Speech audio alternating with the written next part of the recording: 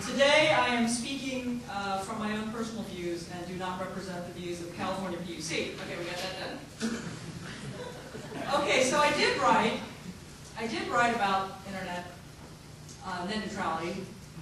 I published an essay, 31 Flavors of Net Neutrality, with the Advanced Communications Law and Policy Institute of New York Law School.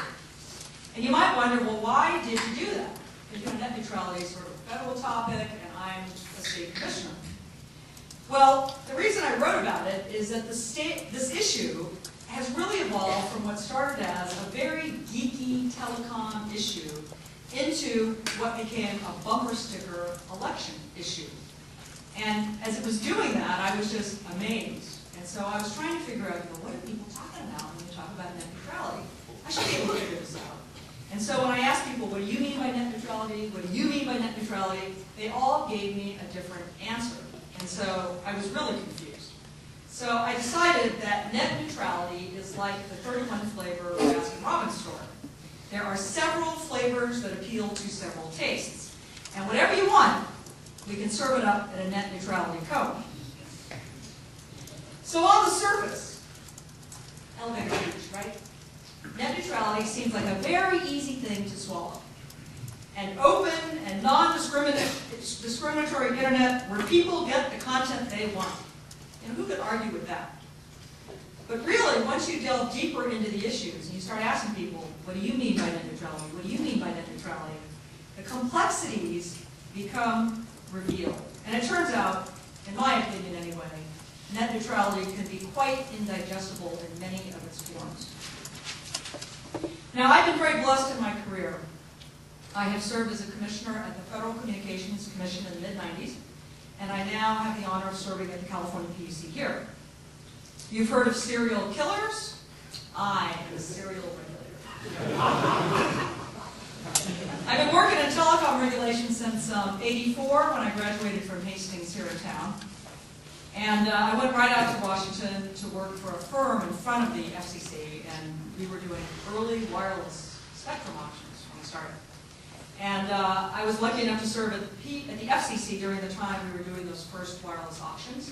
And when the '96 Telecom Act was passed, we did that first pass implementation, regardless of whether the courts agreed with us. We did it. So, given this perspective, I felt that maybe I might have something to add to this debate. Now, I know that some of your academic speakers today are going to discuss net neutrality very eloquently, using very complicated terms of economic theory, maybe interesting phrases like economics of congestion, or my personal favorite, the tragedy of the commons.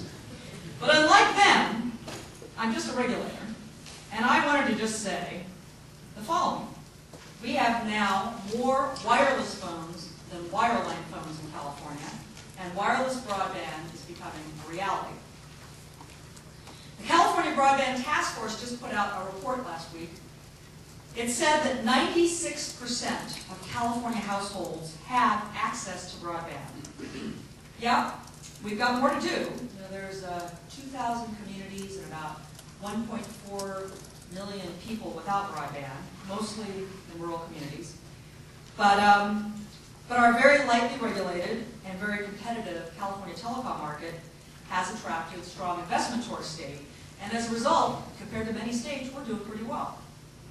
We know here that broadband is very important to economic development, and it's important for our citizens' ability to be digitally literate, both at school and in the global workplace. So the point is, we've mostly got the highways and roads built, and the traffic is flowing pretty nicely around the country. Thank you very much. And so drivers on this internet have the option of what road to drive on to get anywhere they want. We've got lots of drivers, speed race cars, family minivans, sometimes a slow sedan, and a few intimidating big rigs that hog the road. That would be that teenage kid in your neighborhood that is down on all those illegal movies and gaming. Some say, though, we now need to regulate to make sure all routes are always free for all drivers at all times. Toll roads are bad. All roads should be free.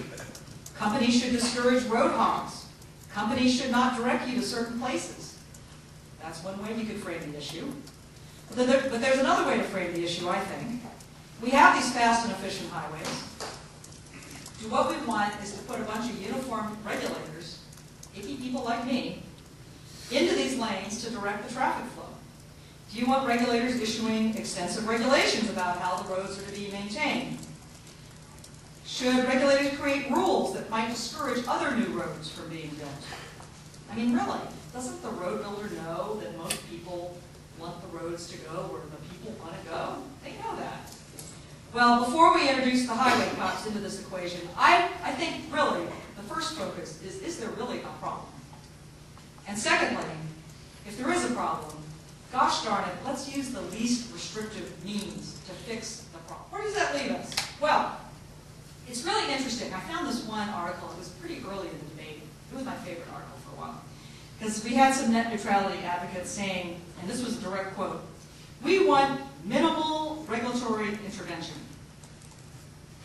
So, you know, I'm a student of communications regulation since I was 24.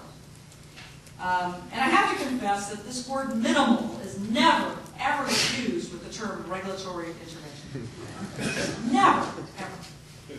So I'm afraid that when these net neutrality advocates, for the best of reasons and with pure intent, say, "I want minimal regulatory intervention," they know not what they ask for. I think we need to understand the market structures that have promoted the growth of the internet and be really clear about what's made it a success so far.